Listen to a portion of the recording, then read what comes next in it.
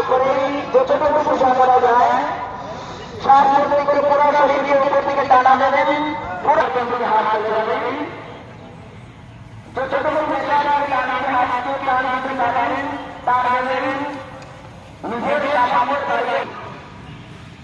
এরপর আপনি পাঁচ থেকে সাতবার করবেন। যে খুব লাভদায়ী লাইফটাইম ডিজিজ, আমরা সারাদিন অফিসে বসে বসে চাকরি করে সারাদিন গাড়ি চালাতে হয়, তার বাইকের গাড়ি, এই সমস্ত কারণে আমাদের কর্মের উপর ভিত্তি করে কিছু রোগ আমাদের জীবনে আসে, যাকে লাইফটাইম ডিজিজ বলা হয়। এই লাইফটাইম ডিজিজের হাত থেকে নিজেকে রক্ষা করতে পারলে